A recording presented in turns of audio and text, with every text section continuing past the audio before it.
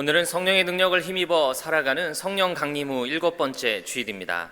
거룩하고 복된 주님의 날에 아버지의 집에 나오신 여러분, 또 각 가정에서 영상으로 예배하시는 여러분을 주님의 이름으로 사랑하고 환영합니다. 사랑합니다.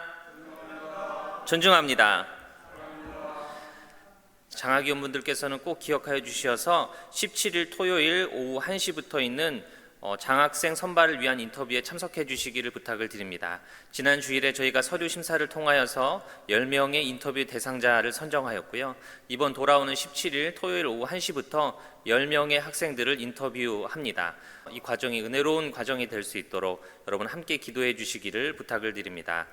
영상 예배를 드리시면서 준비하신 헌금은 개인 체크로 교회 사무실로 보내주시기를 부탁을 드립니다. 그리고 교회로 체크를 보내주신 분들은 주보를 꼭 확인하셔서 내가 보낸 헌금이 잘 도착했는지를 확인해 주시기를 부탁을 드리고, 명단에서 누락되신 분들은 저에게 연락을 주셔서 꼭 확인해 주시기를 다시 한번 부탁을 드립니다. 이제 다 같이 자리에서 일어나셔서 찬송하며 오늘의 예배를 시작합니다.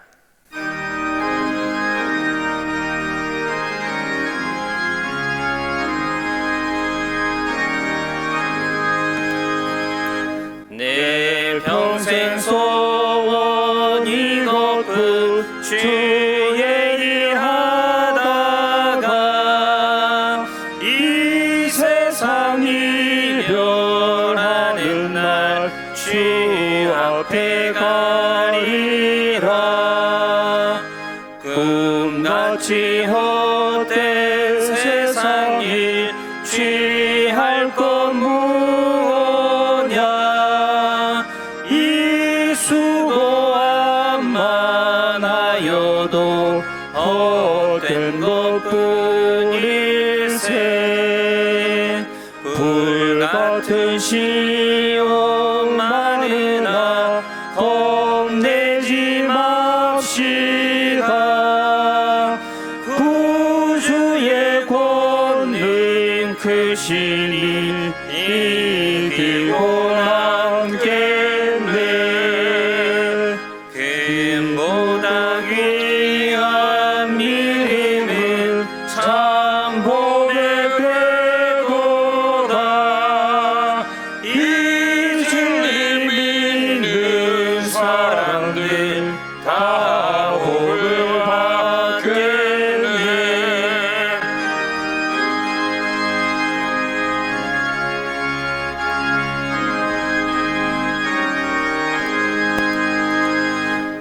살같이 빠른 화음을 주 위에 아낄세. 온 몸과 마음을 바치고 힘써서 일하세.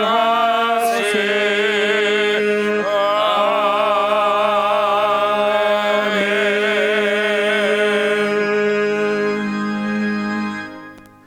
땅과 그 안에 가득 찬 것이 모두 다 주님의 것, 온 누리와 그 안에 살고 있는 모든 것도 주님의 것이다. 누가 주님의 산에 오를 수 있으며 누가 그 거룩한 곳에 들어설 수 있느냐. 깨끗한 손과 해맑은 마음을 가진 사람, 거짓 맹세를 하지 않는 사람이다. 그런 사람은 주님께서 주시는 복을 받고 하나님께로부터 의롭다고 인정받을 사람이다. 문들아 너희 머리를 들어라. 영광의 왕께서 들어가신다. 영광의 왕이 니시냐. 만군의 주님, 그분이야말로 영광의 왕이시다. 아멘. 성령으로 잉태하사 동정녀 마리아에게 나시고 본디오 빌라도에게 고난을 받으사 십자가에 못 박혀 죽으시고 장사한 지 사흘 만에 죽은 자 가운데서 다시 살아나시며 하늘에 오르사 전능하신 하나님 우편에 앉아 계시다가 저리로서 산자와 죽은 자를 심판하러 오시리라. 성령을 믿사오며 거룩한 공예와 성도가 서로 교통하는 것과 죄를 사하여 주시는 것과 몸이 다시 사는 것과 영원히 사는 것을 믿사옵나이다. 아멘.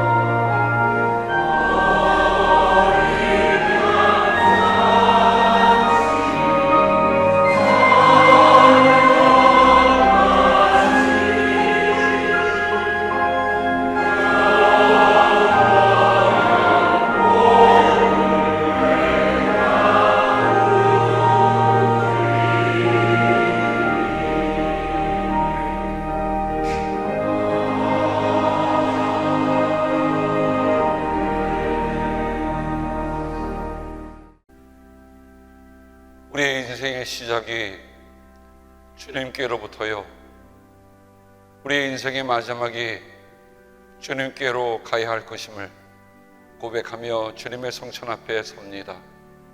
하늘에 계신 우리 아버지라고 우리가 아버지의 이름을 부를 때마다 우리에게 눈여겨보시고 귀 기울이신 그 사랑을 인하여 감사를 드립니다. 주의 성령님, 이 성찬 후에 그리고 저희들 가운데 보혜사 성령님 함께하여 주셔서 우리만 홀로 가는 것이 아니라 우리 주님께서, 우리 성령님께서 우리와 늘 함께 연결되어 가신다고 하는 고백으로 이 성찬을 받게 하여 주옵소서. 흩어져 있는 모든 성도들에게 함께하여 주셔서 주님 안에서 우리가 연결되었음을 감사하게 하옵소서. 예수님의 이름으로 감사하며 기도합니다. 아멘.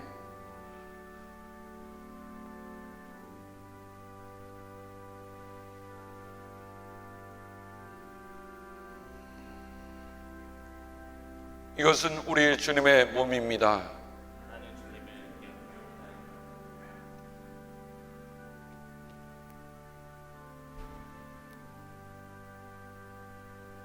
이것은 우리 주님의 보혈입니다. 우리가 함께 주님의 기도로 기도합니다. 하늘에 계신 우리 아버지, 이름이 거룩히 여김을 받으시오며 나라가 임하옵시며 뜻이 하늘에서 이룬 것 같이 땅에서도 이루어지이다. 오늘 우리에게 일용할 양식을 주옵시고 우리가 우리에게 죄 지은 자를 사하여 준 것 같이 우리의 죄를 사하여 주옵시고 우리를 시험에 들지 말게 하옵시며 다만 악에서 구하옵소서. 나라와 권세와 영광이 아버지께 영원히 있사옵나이다. 아멘.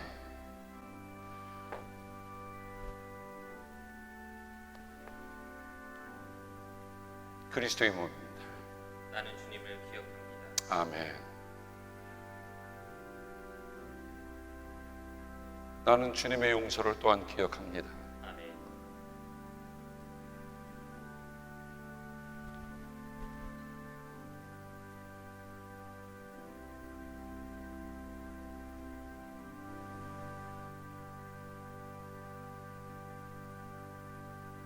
오늘은 성령 강림 후 7번째 주일 일부 예배를 드리러 저희들이 주님의 전전에 나왔습니다.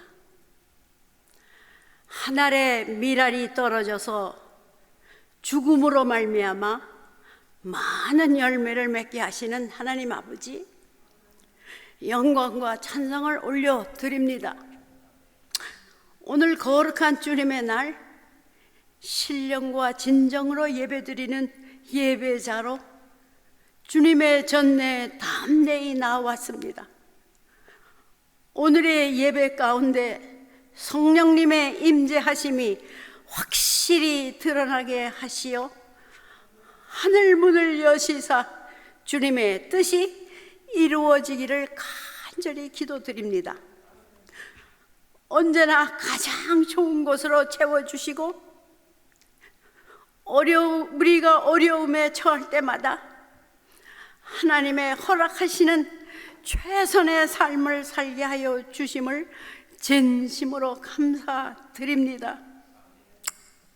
하나님, 그러나 세상 속에 살면서 주님이 기뻐하시는 삶을 멀리 하였습니다. 하늘의 신령한 것을 사모하기보다는 땅에 기름진 것에 더욱 많은 관심을 가졌고, 주님의 잣대로 세상 속에 살기보다는 나의 잣대로 살아온 적이 많았습니다. 내가 거룩하니 너희도 거룩하라 하신 말씀대로 세상과 구별된 삶에 충실하지 못했습니다. 이 모든 것 주님 십자가에 내려놓기를 원합니다. 주님 이 시간 긍휼을 베푸시어 이 모든 죄를 용서하여 주시옵소서. 주님의 보혈의 핏값으로 세우신 라구나 힐 교회를 지금까지 주님이 함께 하시고 지켜주신 하나님의 은혜를 감사드립니다.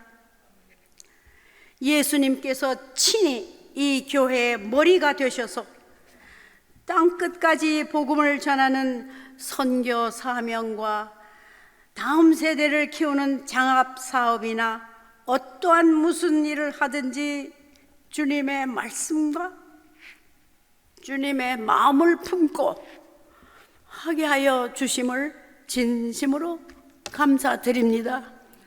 그리하여 우리 가운데 지금까지 일하심에 나타나는 열매를 많이 맺게 되어 기뻐하며 부흥하는 우리 교회가 되기를 간절히 기도드립니다. 무엇보다도 훌륭하신 은퇴 목사님과 사모님을 모시고 예배를 드리며 귀한 말씀으로 저희들에게 주님의 꼴을 먹여주시니 우리들의 자랑이요 특권이요 하나님의 은혜임을 감사드립니다. 어지러운 우리나라와 민족을 긍휼히 여기시어 동족의 죄를 자신의 죄처럼 고백하며 회개한 느헤미야처럼 우리나라와 민족을 위해 눈물로 회개하며 기도하는 저희가 되기를 원합니다. 그리하여 온 땅에 주님의 아름다운 복음의 평화의 날이 오기를 간절히 기도드립니다. 오늘도 세계 열방과 오지에서 생명을 바쳐 복음을 전하는 선교사님들의 안전을 지켜주시며 사역의 지경을 넓혀주시사 아름다운 주님의 발과 손이 되게 하여 주시옵소서. 이 시간 내 평생의 소원은 이것뿐이란 제목으로 우리 담임 목사님 이막춘 목사님의 능력의 말씀이 선포될 때 성령의 기름을 부어 주시사 흑암의 권세가 물러가게 하여 주시옵소서. 모든 질병이 물러가게 하여 주시옵소서. 모든 문제들이 해결되게 하여 주시옵소서. 가정이 회복되어서 또 나아가서 이 지역을 변화시키는 썩어져가는 미랄이 되게 하여 주시옵소서. 오늘의 예배 속에 우리 모두가 성소의 지성소 안까지 들어가 하나님을 만나는 진정한 예배자가 되기를 간절히 바라고 원하며 우리의 죄를 위하여 십자가에 돌아가신 우리 주 예수 그리스도의 이름으로 감사하며 기도드립니다. 아멘.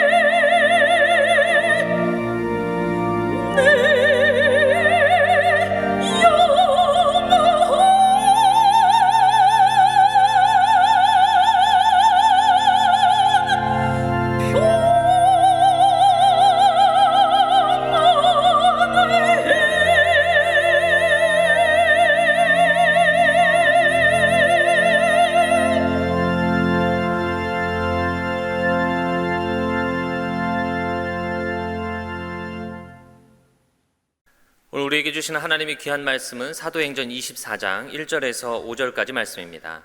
사도행전 24장 1절에서 5절까지의 말씀을 제가 읽어드리겠습니다.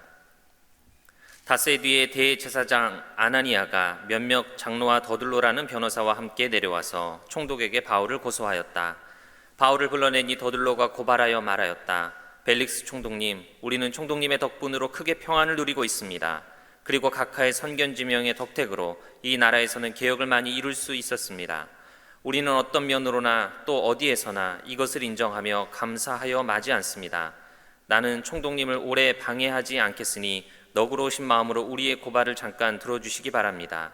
우리가 본 바로는 이 자는 연병 같은 자요, 온 세계에 있는 모든 유대 사람에게 소란을 일으키는 자요, 나사렛 도당의 우두머리입니다. 우리에게 주신 하나님의 귀한 말씀입니다. 담임 목사님 나오셔서 내 평생 소원 이것뿐이라는 제목으로 말씀 전하여 주실 때에 큰 은혜의 시간 되시기를 바랍니다. 오늘 말씀의 제목을 내 평생 소원 이것뿐, 1908년에 한국에 불려졌던 찬송가입니다. 곡은 어디에서 왔더라도 그 가사는 아마 신앙의 한국인의 대선배가 썼다고 추측되는 찬송가입니다. 그래서 그런지 이 찬송 한 절 한 절 마음이 와 닿습니다. 내 평생 소원 이것뿐.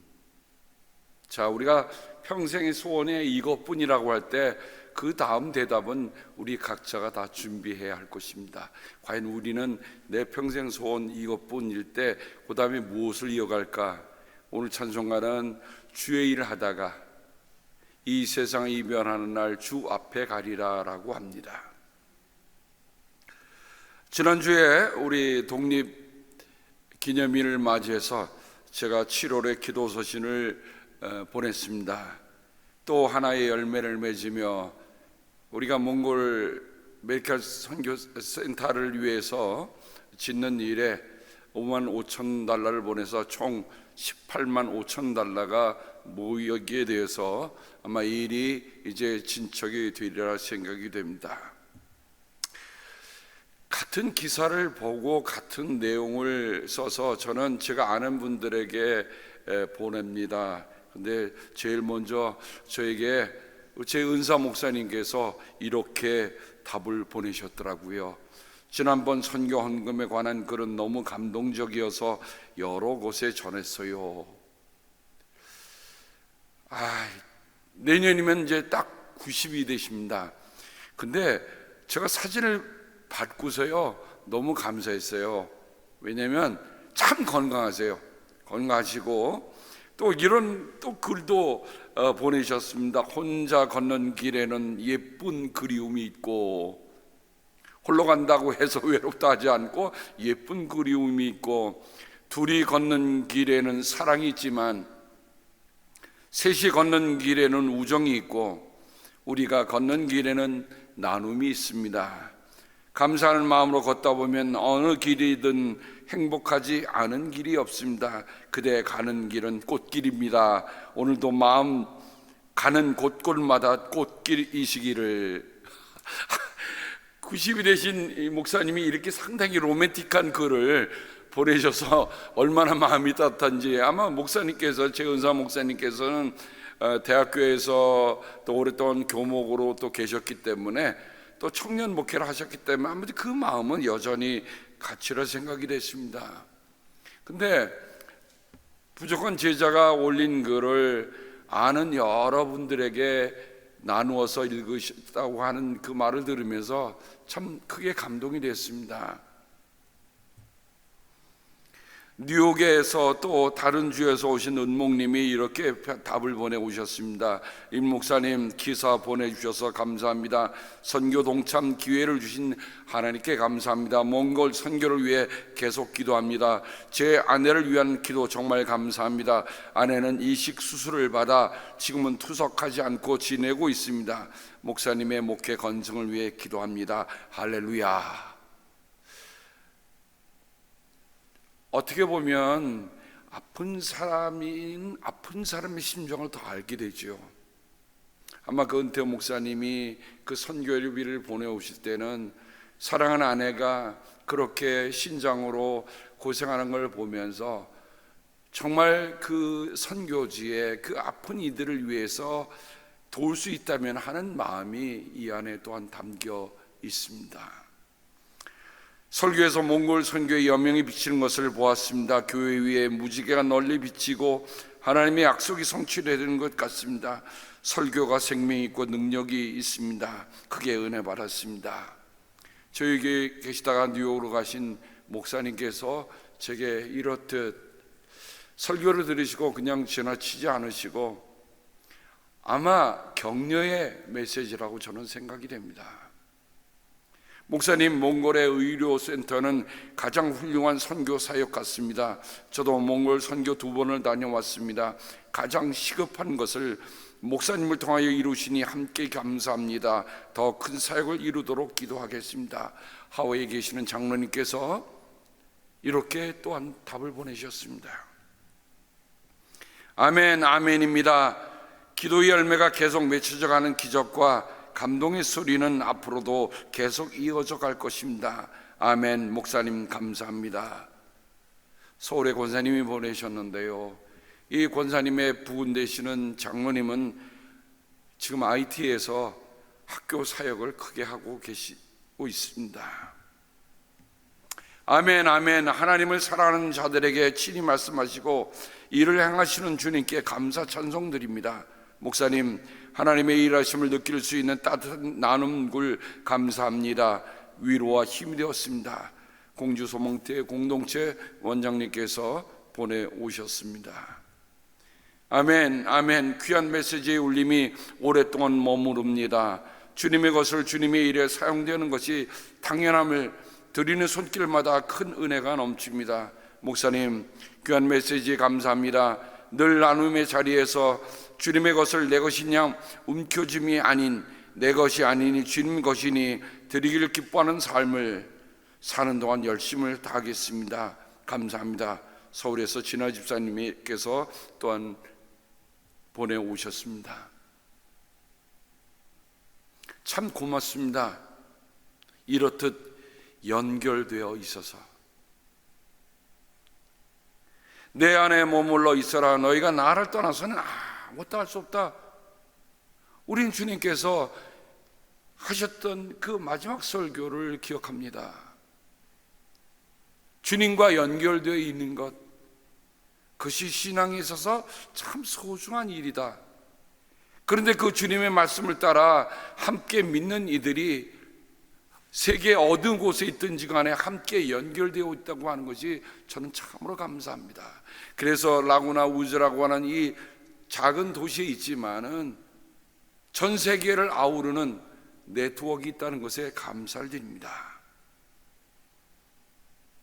저는 바울의 동역자인 누가가 쓴 사도행전을 보면서 connected, 연결되어 있다 하는 것이 참 소중한 것을 다시 한번 느낍니다.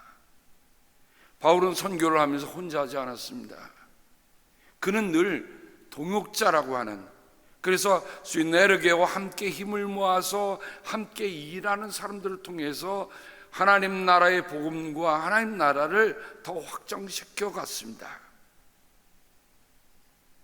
하버드 대학에서 한 32년간 이런 연구를 했습니다. 뭐냐면 소셜 네트워크가, 우리가 말하는 소셜 네트워크가 과연 어떤 결과를 가져올 것인가.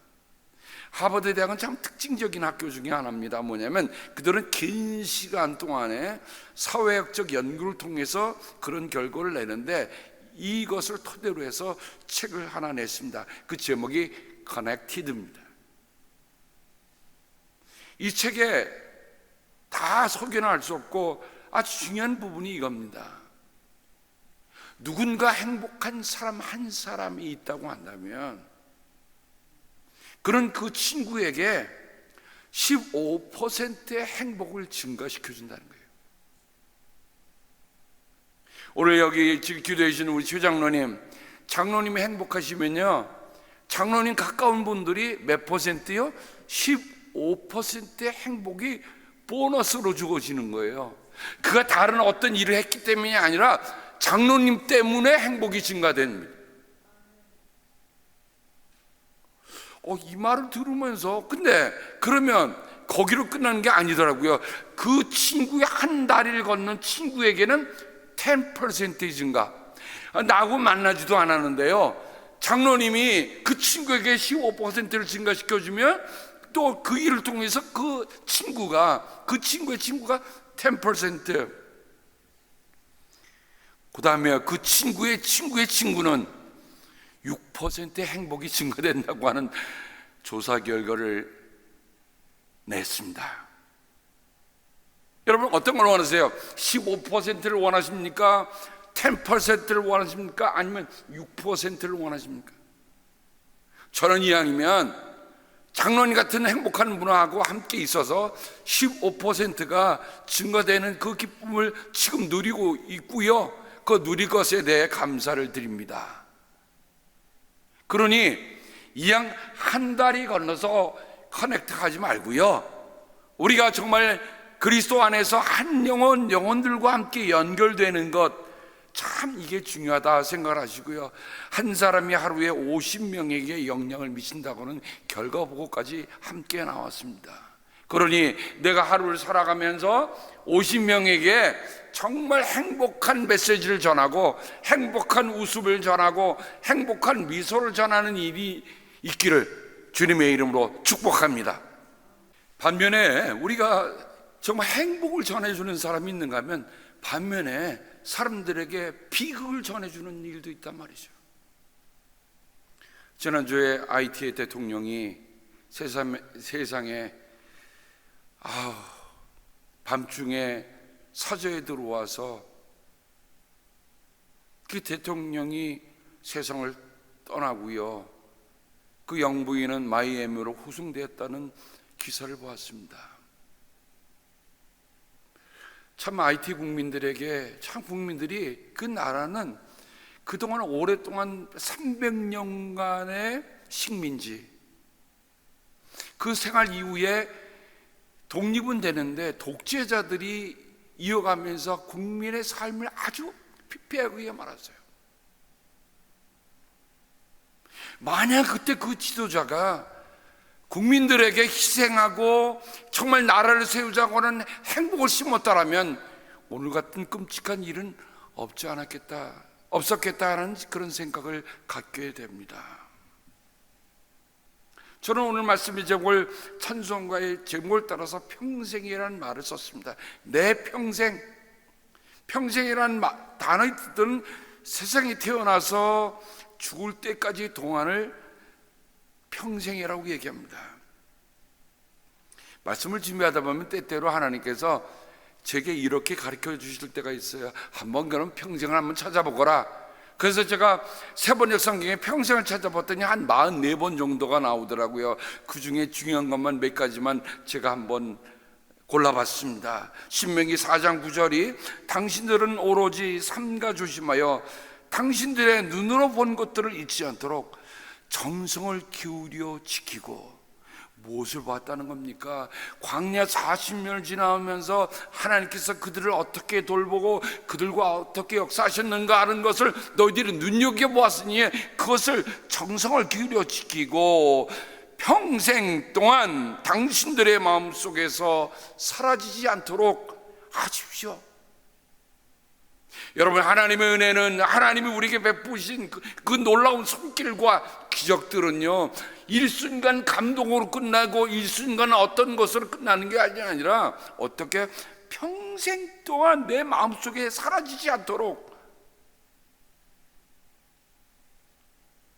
우리는 혹간 살다 보면 조금 어려운 일이 들면 왜 이런 어려운 일이 있나고 하면서 하나님께서 내게 베푸셨던 그런 기적과 은혜들을 잠시 잊어버릴 때가 없지 않습니다. 제 얘기입니다. 근데 이 말씀을, 평생이란 말씀을 다시 들어보니까 그런 마음이 드는 거예요. 하나님, 정말 평생 지키며 살게 하여 주옵소서. 평생 사라지지 않도록 하여 주시옵소서. 또한 그것을 당신들의 자손에게 길이 알리십시오. 어떻게 해요? 내가 살아있는 삶의 동안에는 하나님께서 베푸신 모든 기적과 은혜들을 평생 지키고 없어지지 않도록, 그리고 전하며 살라는 말씀이 평생과 연관이 되어 있더라고요. 그 다음에 평생은요, 지난주에도 말씀드렸습니다마는 사무엘의 엄마 한나의 기도에 연관된 일입니다. 아기를 못 낳는 한나는 하나님께 서원하며 아뢰입니다. 만군의 주님, 주님께서 주님의 종의 이 비천한 모습을 참으로 불쌍히 보시고 저를 기억하셔서 주님의 종을 잊지 않으시고 이 종에게 아들을 하나 허락하여 주시면 저는 그 아이의 한평생을 주님께 바치고 삭도를 그의 머리에 대지 않도록 하겠습니다. 우리는 이런 기도를 서원 기도라고 얘기합니다. 서원 기도라고 하는 건 뭡니까? 어떤 일이 있어도 또 나는 그것을 하나님께 지키겠다고 하는 것이 서원 기도입니다. 종종 제가 그런 고백을 듣습니다. 6.25 때 폭탄이 위로 좌우로 막 떨어지면서 그때 하나님께 뭐라고 했냐, 하나님 내 목숨만 살려주시면 평생. 전쟁터에서 살아나오셨던 그 장로님의 얘기는 제가 그 전쟁터에 참여하지는 못했어도 저는 그 아버님, 어머님을 알고 제가 모시고 있었잖아요.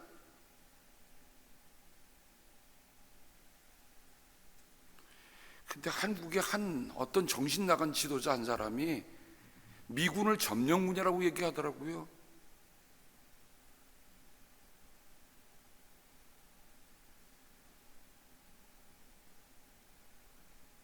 도대체 그 사람은 어디서 온 사람인가?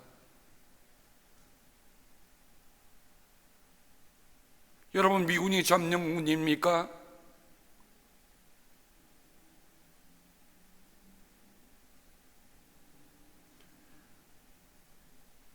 만약 그런 소리 나오면 대한민국 국민이 전체가 일어나서 얘기해야 되는 거 아닙니까?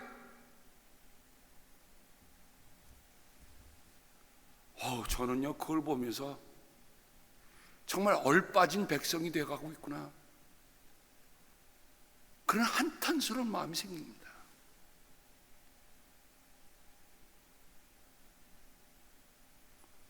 누구 때문에 살아났습니까? 미국에 살고 있는 우리가 정말 어떤 제약을 받으면서 살고 있습니까? 아니잖아요.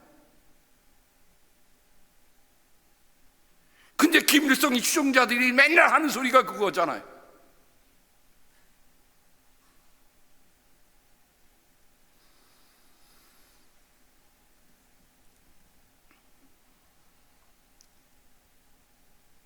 한나는 내가 정말 다급하고 내가 간절할 때 하나님께 드렸던 그 기도로 끝난 게 아니라 그 다음에 보면요, 정말 눈물 나는 얘기가 있습니다.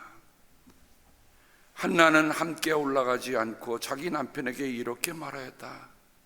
나는 아이가 젖을 뗄 때까지 기다렸다가 젖을 뗀 다음에 아이를 주님의 집으로 데리고 올라가서 주님을 뵙게 하고 아이가 평생 그곳에 머물러 있게 하려고 합니다.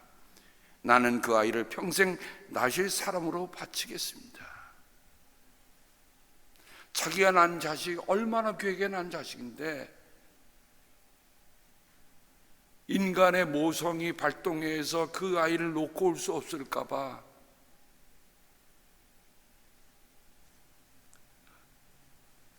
아마 미국에서 대학교의 자녀를 기숙사에 내려놓고 오는 부모님들은 아마 이제 우리 김 사모님과 김 목사님은 그때가 올 텐데, 아이를 기숙사에 딱 때려놓고 딱 오는 순간에요,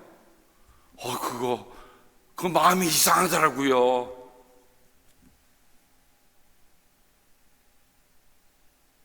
사실은 그때부터는 미국에 사는 우리의 자녀들은 대학에 들어가서 기숙사에 들어가면 자기가 홀로 서는 법을 배우잖아요. 근데 홀로 서는 법을 배우기까지 그렇게 놓고 오는 부모의 심정은 어떤가라고 할 때 돌아오면서 몇 번 돌아보고 옆에 있던 아내는 울더라고요. 아니 뭐 군대를 보내는 것도 아니고 어디 멀리 보내는 것도 아닌데 기숙사에 놓고만 와도 우는데, 여러분, 한나가 그 아들을 하나님께 평생 나신을 바치면서 돌아올 그 마음의 모성 때문에 자기는 안 하려고 남편에게 부탁한 그 모습을 보면 참, 평생이란 말이 이런 말이구나. 하기 쉬운 것, 편한 것, 이런 거 아니고 내가 하나님 앞에 약속한 것은 평생 지키겠습니다 하는, 저는 그 소리를 사무엘의 어머니 한나를 통해서 다시 한번 읽어보게 되겠습니다. 시편 116편 2절에 보면 나에게 귀를 기울여 주시는 내가 평생토록 기도하겠습니다. 146편 2절에 보면 내가 평생토록 주님을 찬양하며 내가 살아있는 한 내 하나님을 찬양하겠습니다. 기도가 어떻다고요? 평생 기도예요. 정권사님 찬양은요, 평생 찬양입니다. 누가복음에 요한의 아버지 사가랴가 그 아들을 주신 그 사건을 보면서 이런 예언을 합니다. 우리가 평생 동안 주님 앞에서 거룩하고 의롭게 살아가게 하셨다. 정말 하나님의 은혜를 알고 하나님의 계시를 받고 물명 우리가 갖고 있는 가시에도 불구하고 우리가 평생 동안 주님 앞에서 어떻게 살라고요? 거룩하고 의롭게. 그건 뭐예요? 하나님 앞에서 하나님이 받으실 만하게 살아가는 것, 그게 평생이란 말입니다. 우리는 그걸 가지고 성화라는 말을 표현하지만 거룩의 과정이라고 하는 것, 거룩하게 살아가는 것은 한순간이라 평생 걸린 일이다. 네, 그렇습니다. 바울은 그리스도를 만난 후 그의 평생이 달라졌습니다. 사도행전 입장에 보면 그가 에베소 장로들에게 마지막 하는 고별사가 있었어요. 보십시오, 이제 나는 성령에 매어서 예루살렘으로 가는 길입니다. 거기서 무슨 일이 내게 닥칠지 나는 모릅니다. 다만 내가 아는 것은 성령이 내게 일러주시는 것뿐인데 어느 도시에든지 투옥과 환난이 나를 기다리고 있다는 것입니다. 그러나 내가 나의 달려갈 길을 다 달리고 주 예수께 받은 사명, 곧 하나님의 은혜의 복음을 증언하는 일을 다하기만 하면 나는 내 목숨이 조금도 아깝지 않습니다. 그리스도를 만난 후에 바울의 평생이 이처럼 달라졌다는 것입니다. 나는 여러분 가운데로 들어가서 그 나라를 선포하였습니다. 그런데 이제 나는 여러분 모두가 내 얼굴을 다시는 보지 못하리라는 것을 알고 있습니다. 분명 예루살렘으로 가는 길이 바울을 환영하고 바울은 위대한 선교사다라고 칭찬해 주는 것이 아니라 오히려 그는 옥에 갇힐 거라는 것을 알고 갔다는 겁니다.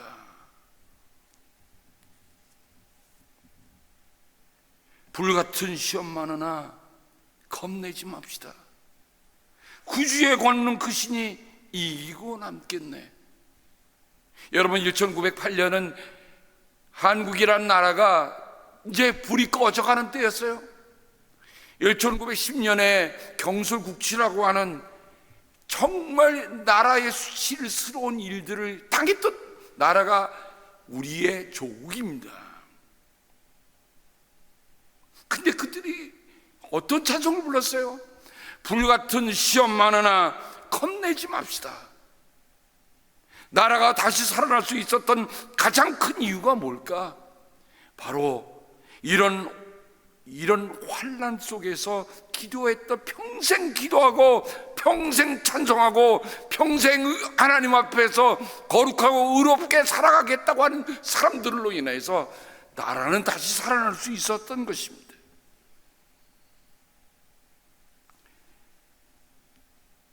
바울이 예루살렘에 가서 결국은 붙잡혀서 벨릭스 총독 앞에 고발을 당합니다.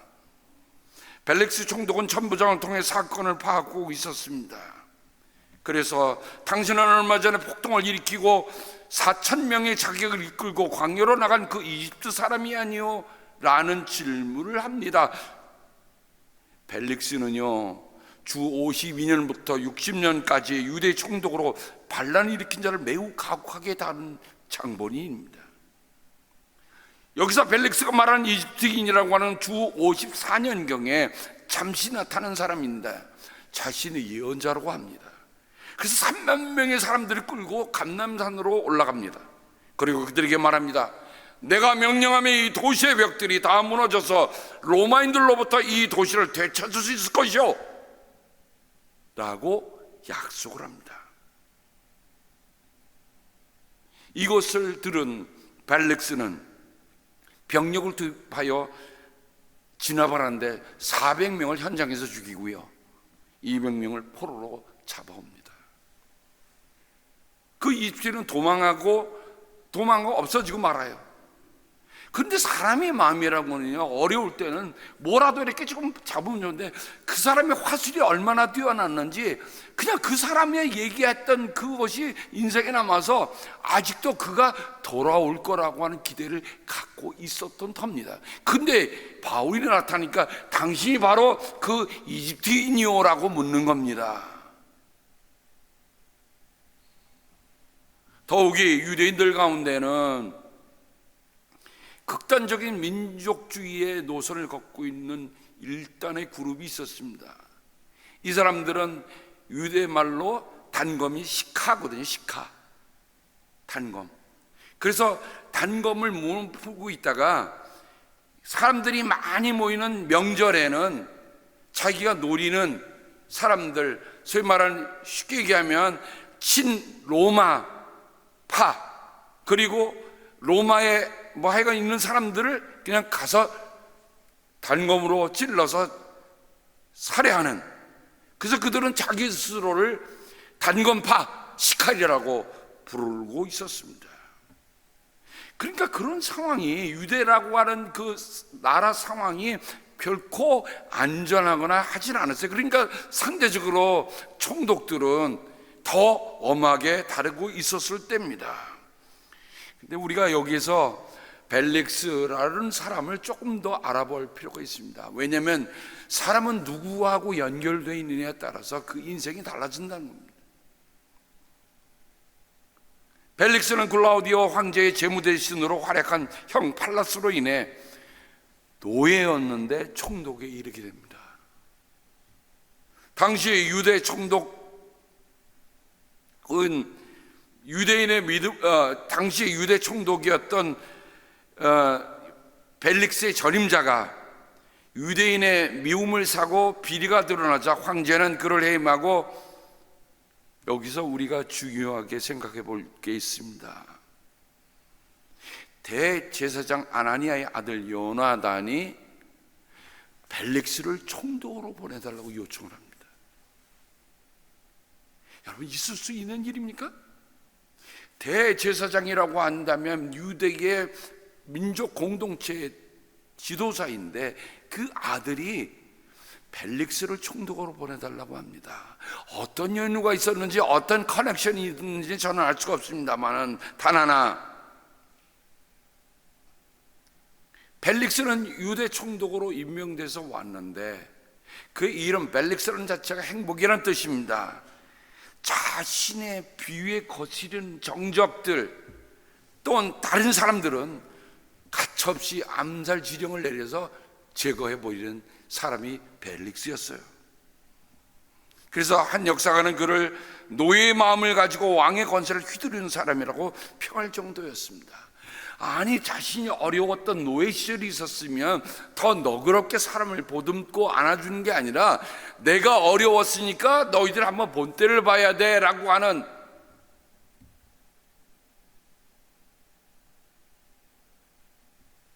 사도행전에 보면 며칠 뒤에 벨릭스가 유대 여자인 자기 아내 드루실라와 함께 와서 바울을 불러내어 그리스도 예수를 믿는 믿음에 관하여 바울이 설명하는 것을 들었습니다.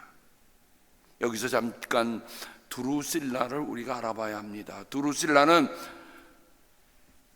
주 38년에 태어났고 헤롯 아그리파 1세의 막내딸로 헤롯 아그리파 2세와 버니게의 여동생입니다. 근데 주 54년 드루실라의 나이가 16살 때 벨릭스는 첫 남편인 에메사의 왕 아지주스에게서 그 여자를 유혹하여 빼앗았습니다.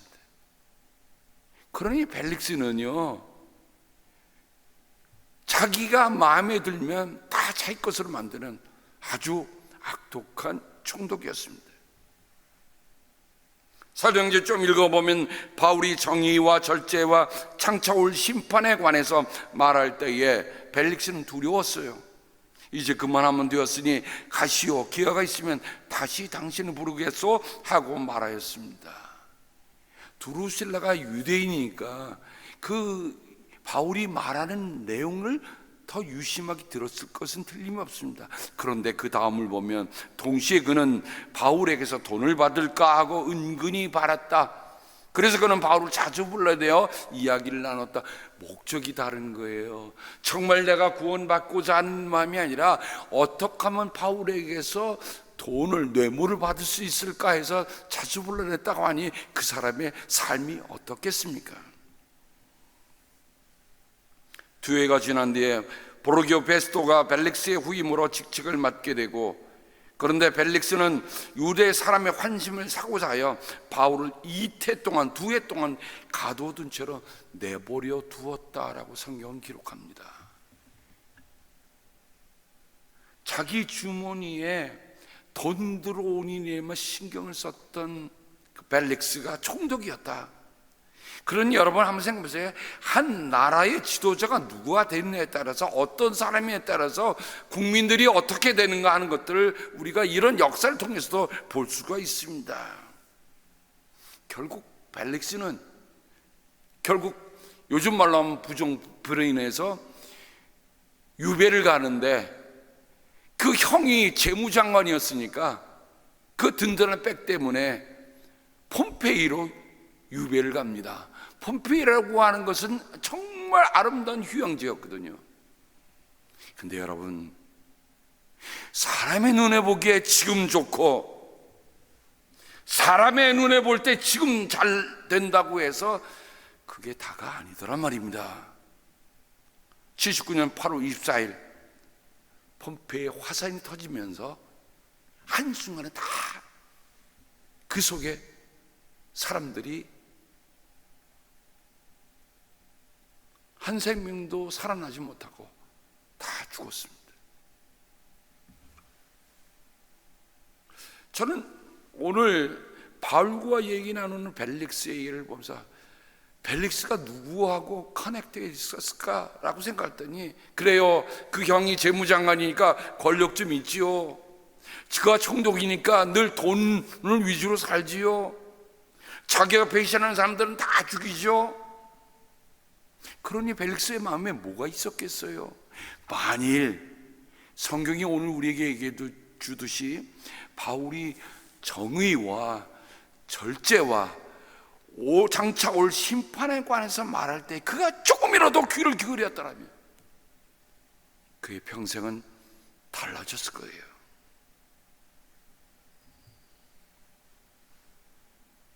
오늘 말씀에 두 번째 사람이 나타납니다. 한 사람 누굽니까?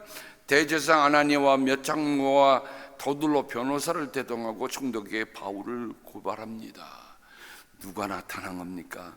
대제사장 아나니아는 더 얘기할 필요 없고요, 더둘러라고 하는 변호를 통해서 바울을 고발하는데 오늘 우리가 읽었던 내용에 담겨 있습니다. 근데 이 변호사는요, 벨릭스의 마음에 환심을 사기 위해서 이렇게 얘기합니다. 벨릭스 총독님, 우리는 총독님의 덕분으로 크게 평안을 누리고 있습니다. 크게 평안을 누리고 있었습니까? 아니죠. 그리고 가까이 선견 지명의 덕택으로 이 나라에서는 개혁을 많이 이룰 수 있었습니다. 그렇습니까? 아니죠. 우리는 어떤 면으로 또 어디에서나 이것을 인정하며 감사하여 마지 않습니다. 참 오늘의 모습과 오늘의 권력 있는 사람들에게 빌붙어 사는 사람들의 모습과 참 똑같다. 옛날이나 지금이나 똑같다.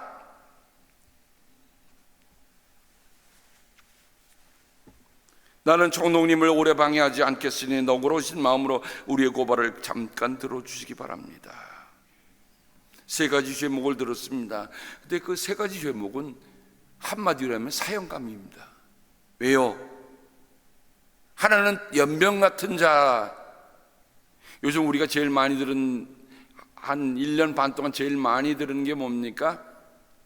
에피데믹, 연병, 팬데믹, 연병. 근데 그 연병이 누구라고요? 바울이라는 얘기입니다. 온 세계에 있는 모든 유대 사람에게 소원을 일으키는 자요, 나자렛 도당의 우두머리입니다. 반역자라는 겁니다. 로마는 반역자에 대해서 그냥 내버려 두지 않았어요. 세 번째는 그가 성전까지도 더럽히려 일고 함으로 우리는 그를 붙잡았습니다. 그가 어떤 사람이라고요? 네, 신성 모독죄를 짓고 있는 사람이라는 겁니다. 그러니 더둘러가 얘기한 이 세 가지 고발 내용은 저를 사형에 처해달라고 하는 얘기입니다. 그런데 바울은 거기에 주눅들지 않습니다. 아까 성령에 매여서 성령에 붙잡혀서 왔다고 하는 바울의 변론의 내용을 보면, 바울이 성령에 이끌려서 그 어려운 순간에 이런 말을 하고 있다는 것을 우리가 알 수가 있습니다. 정확한 지적이에요. 그 자리에는 아시아에서 온 몇몇 유대 사람들이 있었는데, 내가 한 일을 들어 고발할 것이 있으면 그 사람들이 총독님 앞에 나타나서 고발했어야 마땅할 것입니다. 근데 누가 왔다고요? 대제사장 아나니아가 왔습니다. 내가 그들 가운데 서서 말하기를, 오늘 내가 여러분에게 재판을 받고 있는 것은 죽은 사람들의 부활과 관련된 문제 때문입니다 하는 이 한마디의 말을 부르짖었기 때문에 나는 지금 고발당하고 있다, 바울은 얘기합니다. 오늘 말씀에 보면 바울과 벨릭스와 더둘러, 아나니아, 과연 이 사람들이 누구하고 연결되어 있는가 하는 것을 우리가 볼 수 있습니다. 이번 주에 제가 잡지 하나를 받게 됐습니다. 매거진인데요, 연합감리교회 전통주의를 고수하는 그 뉴스라고 하는 책자를 받았습니다. 내용은 지난번에 있었던 회의에 대해서 올리고 또 각 내용을 줬는데, 저는 표지를 보면서 야, 어쩌면 이렇게 표현할 수 있을까? The world is our parish. 전 웨슬리 목사님은 The world is my parish 라고 얘기했는데, 그죠? 세계는 나의 교구다라고 했는데, 지금 새로 태동하는 글로벌 메토디스트 처치는 세계는 우리의 교구입니다 라고 얘기합니다. 근데 디자인을 잘 보세요. 디자인을 보니까 그 가운데 있는 모습이 뭐하고 유사합니까? 코로나하고 너무 유사하게 그려놨어요. 그래서 저는 생각한 거예요. 야, 정말 시대를 읽을 줄 아는 복음주의자들이구나라는 생각이 들었던 거예요. 왼쪽에는 코로나19, 네, 그 모습을 그려놨는데 왕관 같다고 해서 코로나라고 얘기를 붙이고 있습니다. 근데 오른쪽에 보면 세계의 모습을 그려놨는데 지금 세계가 뭐 때문에 있어요? 팬데믹 속에 있는 거예요. 근데 이 팬데믹 속에 있는 곳에 우리는 복음을 들고 가야 할, 굿뉴스를 들고 가야 할 책임을 우리는 맡았다는 거죠. 바울처럼.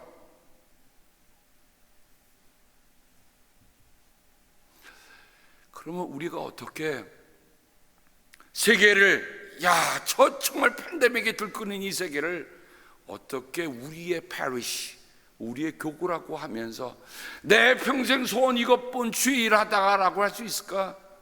우리가 감당하기에는 팬데믹이 너무 크고 너무 어렵고 너무 힘든 것 같이 여겨질 수 있어요. 근데 저는 지금부터 4년 전에 있었던 한 사건을 여러분에게 리마인드 해드립니다.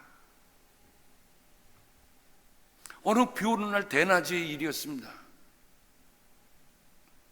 근데 저쪽에 장의차, 코치가 지나가는 거예요. 근데 한 군인이 내려서 거기에 대고 살루트, 경례를 하고 있는 모습이 사진에 담겼어요.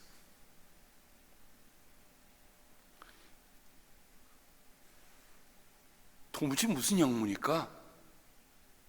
여러분 한번 생각해 보세요. 비 오는데 폭우처럼 쏟아지는 그 대낮에 왜 자기 차가 딴 집차에서 내려갔고 그 장의차가 왜 격려를 하고 있을까? 도대체 그 돌아가신 분하고 이 사람은 어떤 연관이 있을까?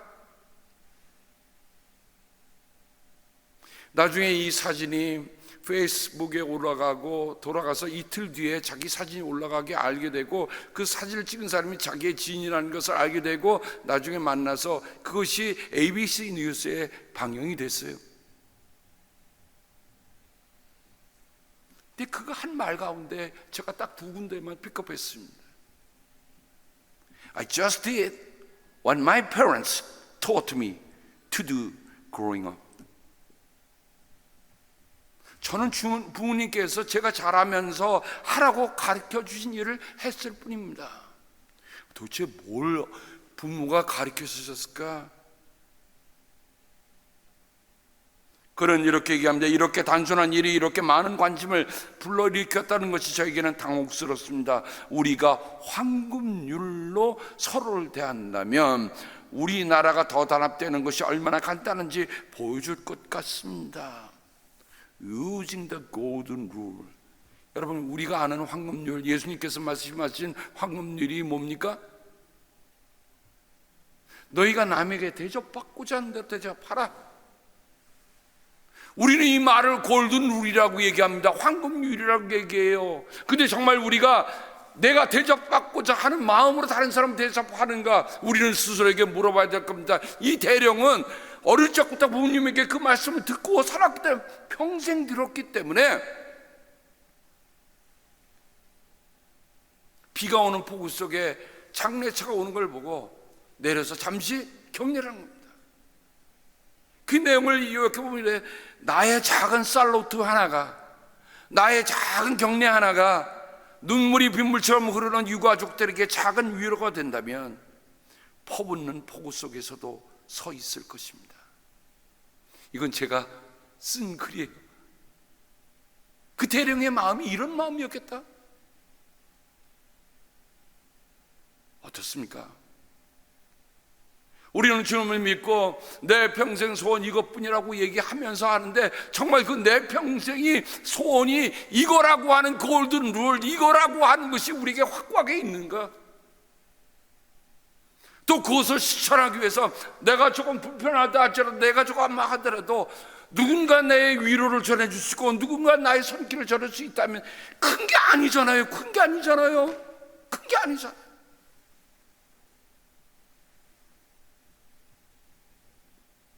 제가 이 글을 쓰면서, 그 대령의 마음을 쓰면서 참,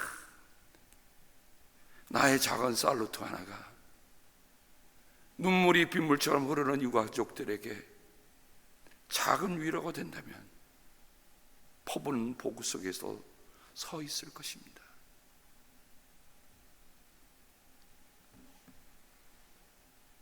크리스찬 영성의 디서플린에 관해서 책을 쓴 리처드 포스터가 오늘날 가장 많이 뼈저리게 필요로 하는 사람들이 있다면 지식이 많은 똑똑한 사람도, 재능이 많은 사람도 아닌 속이 깊은 사람이다.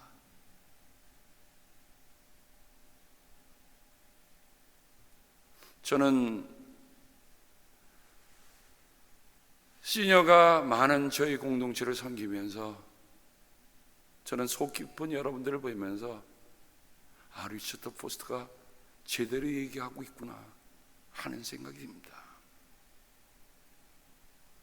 그렇죠? 인생을 살아오시면서 어느 순간에는 그냥 재능도 필요했어요. 어느 순간은 지혜도 필요했어요. 어느 순간은 지식도 필요했어요. 어느 순간에는 정말 재정도 필요했어요. 근데 어느덧 인생을 훌쩍 후반전에 들어가시니까 정말 필요한 게 이제는 속 깊은 거구나. 속 깊은 마음으로 돌아보는 마음들,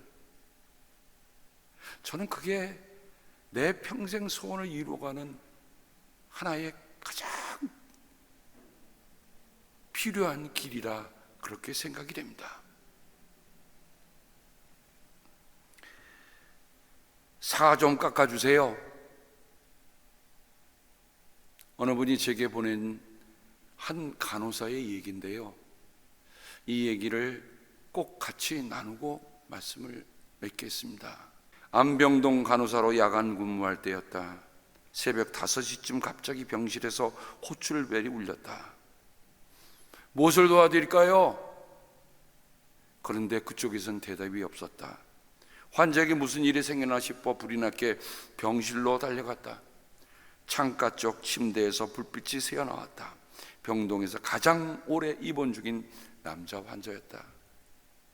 무슨 일이 있으세요? 놀란 마음에 커튼을 열자 환자가 태연하게 사과를 내밀며 말했다. 간호사님, 나 이거 좀 깎아주세요. 헐레벌떡 달려왔는데 겨우 사과를 깎아달라니 맥이 풀렸다. 옆에선 그의 아내가 곤히 잠들어 있었다. 이런 건 부자에게 부탁해도 되잖아요. 그냥 좀 깎아줘요. 다른 환자들이 깰까봐 신랑이를 버릴 수도 없어 나는 사과를 깎았다. 그런 내가 사과 깎는 모습을 가만히 지켜보니 이번에는 먹기 좋게 잘라달라고 했다. 나는 귀찮은 표정으로 사과를 반으로 뚝 잘랐다. 그러자 예쁘게 좀 깎아달란다. 할 일도 많은데 별난 요구하는 환자가 못마땅해 못 들은 척하고 사과를 대충 잘라주었다. 나는 사과 모양새가 여전히 마음에 들어하지 않는 그를 뒤로 하고 서둘러 병실을 나왔다. 며칠 뒤 그는 상태가 악화되어 세상을 떠났다. 3일장을 치른 그의 아내가 수척한 모습으로 나를 찾아왔다. 사실 며칠 전 새벽에 사과 깎아주셨을 때 저 깨어 있었어요. 그날 아침 남편이 결혼기념일 선물이라며 깎은 사과를 내밀더라고요. 제가 사과를 참 좋아하는데 남편은 손에 힘이 없어 깎아줄 수가 없었어요. 저를 깜짝 놀라게 하려던 마음을 지켜주고 싶었어요. 그래서 간호사님이 바쁜 거 알면서도 모른 척하고 누워 있었어요. 혹시 거절하면 어쩌나 하고 얼마나 가슴 졸였는지. 정말 고마워요. 이 말을 들은 나는 차마 고개를 들 수 없었다. 눈물이 하염없이 흘렀다. 나는 그 새벽 가슴 아픈 사랑 앞에 얼마나 무심하고 어리석었던가. 한 평 남짓한 공간이 세상의 전부였던 환자와 보호자, 그들의 고된 삶을 미처 들여다 보지 못했던 나 자신이 너무도 부끄러웠다. 그녀가 눈물 흘리는 내 손을 따뜻하게 잡아주며 말했다.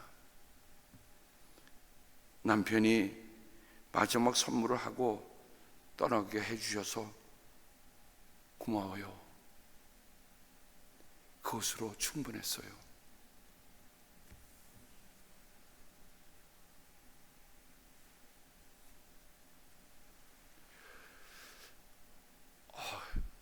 이 스토리를 읽으면서 이런 생각이 다시금 들었습니다. 지금의 내가 누리는 모든 것이 당연한 것이 아니라 하나님의 선물이다.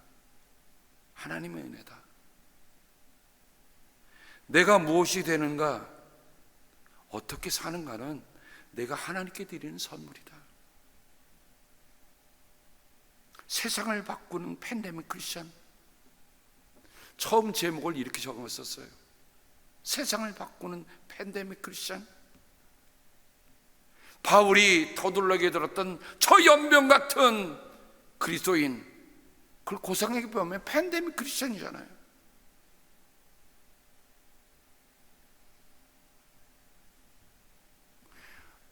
내가 어느 누군가에게 선물이 되어 그 영향력을 줄 수 있기를. 나는 팬데믹 코로나가 두렵지 않습니다. 하지만 내가 누군가에게 팬데믹 크리스천으로 선한 영역을 줄 수 없을까 떨리는 거예요. 잎새 이는 바람에도 나는 괴로워하기를. 내가 지금 하는 일이 누군가에게는 마지막 소원을 들어주는 일이 된다면, 그것이 사과를 깎아주는 일이라면, 나는 오늘 그 사과를 예쁘게 깎는 심정으로 살아가고자 합니다. 우리 주님 말씀하셨죠? 작은 자 하나에게 한 것이 곧 내게 한 것이다. 내 평생 소원 이것뿐. 주의 일을 하다가 이 세상 이별하는 날 주 앞에 가리라.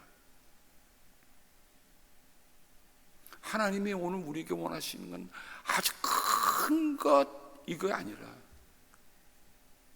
저 바울의 심정으로 나의 간절한 기대와 희망은 내가 아무 일에도 큰 일만 얘기한 게 아니잖아요. 작은 일에도 부끄러움을 당하지 않고 온전히 담대해져서 살든 죽든지 전과 같이 지금도 내 몸에서 그리스도께서 존귀함을 받으시려는 것입니다. 행여 제가 이 팬데믹 기간 동안에 우리 성도님들이 혹시 목사님 나 사과 좀 깎아주세요 라고 했을 때 혹시 제가 스쳐 지나갔다면 여러분 용서해 주시고요. 달려가겠습니다. 예쁘게 깎아드릴게요. 하지만 우리에게 남은 소원, 내 평생 소원 이것뿐. 주의 일 하다가 혼자 하는 거 아니잖아요. 우리가 함께하며 갈 수 있기를. 그래서 주님이 볼 때 세상이 팬데믹 코로나로 힘들어하고 있구나가 아니라 팬데믹 크리스천 때문에 이 세상은 아직도 위로가 있고 희망이 있다라는 우리들이 되기를 주님의 이름으로 간절히 기도합니다. 하나님 아버지 감사합니다. 요즘 제 자신도 참 쉽지 않은 시간을 보내고 있습니다. 그런데 돌아보니 정말 더 힘들고 더 아프고 더 고달프고 더 외롭고 하는 이들이 사실 있다고 하는 것을 우리가 볼 수 있는 눈과 마음을 허락하여 주시기를 기도하고 합니다. 내 작은 일 하나가 누군가에게 정말 말로도 할 수 없는 위로가 될 수 있다고 한다면, 하나님, 저는 폭우 속에도 서 있을 것이고 작은 사과라도 이쁘게 깎을 것입니다. 우리 모두가 다 그리하기를 원하오며, 아버지, 하나님, 특별히 힘들고 어려운 이들에게 주님께서 참 좋은 커넥션, 좋은 커넥티드, 내가 혼자 있는 게 아니라 누군가 나를 위해 기도하고 있다는 걸 잊지 않게 하여 주셔서 힘내게 도와주시옵소서. 감사하며 예수님의 이름으로 기도드립니다. 아멘.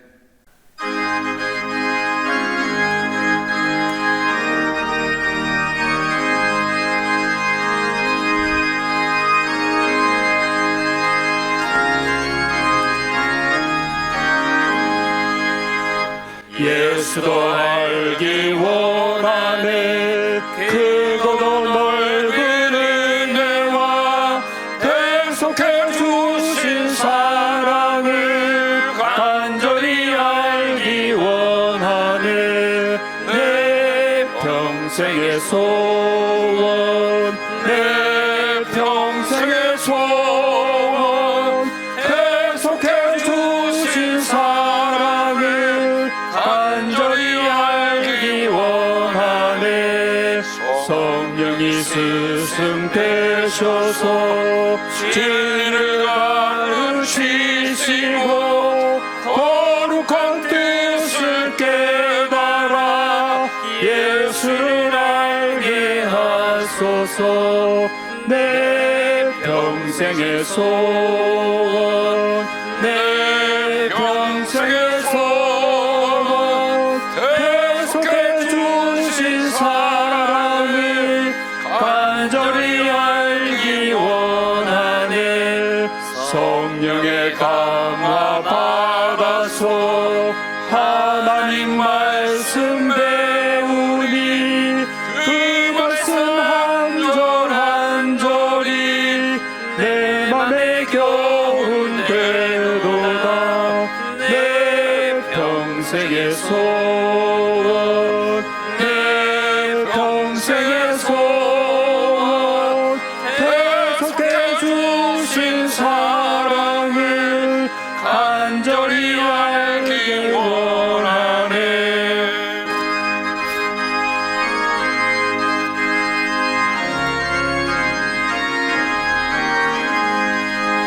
예수가 계신 보좌는 영광에 둘려 있도다.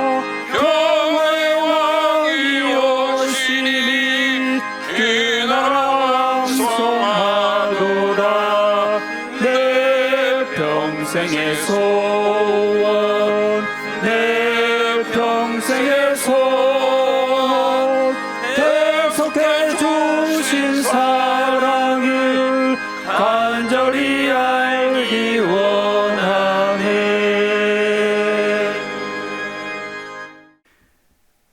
하나님 아버지, 감사합니다. 거의 끝을 지난다 생각하는 팬데믹이지만 우리가 그 팬데믹 동안에 우리의 신앙과 우리가 이웃을 향한 그리스도의 사랑이 얼마만큼 더 면밀하게 밀접하게 연결되어 있는가, 하나님, 우리 스스로가 오늘 예배를 통해서 돌아볼 수 있게 하셔서 감사를 드립니다. 하나님, 이곳에 주의 사랑하는 주의 자녀가 하나님 앞에 구별하는 마음이 있습니다. 아버지, 힘이 부족하오나 내 평생의 소원도 주의 일을 하다가 주 앞에 가는 날 주님 배움는 것입니다. 아버지, 사랑합니다. 아버지, 고맙습니다. 범사에 감사합니다. 주님, 주님의 이름으로 우리가 작은 오병이어와 같은 예물을 드리오나 하나님, 그 예물들이 함께 모여서 하나님의 일에 정말 기묘하게 놀랍게 쓰여지는 것을 우리가 경험하게 됩니다. 주님, 그러니 오늘 우리가 사과 하나 깎는 심정으로 주님 앞에 예물 드리는 마음이 깎고 예쁘게 깎는 마음을 드리게 하여 주시옵소서. 행여 우리가 주님의 일하다가 우리가 지칠 때가 왜 없겠습니까마는, 하나님, 그래도 나는 폭우 속에서 끝까지 서 있겠다, 누군가를 위하여 하는 심정으로 살아가는 저희들 되게 주여 도와주옵소서. 내 평생의 소원, 죄일하다가 이 세상 이별하는 날 주 앞에 서리라. 주님께서 복을 주시고 지켜주시며 밝은 얼굴로 되시며 은혜를 베풀어 주시고 주님께서 고이 보셔서 평화 주기를 성부와 성자와 성령의 이름 받들어 간절히 축복하며 기도합니다. 아멘.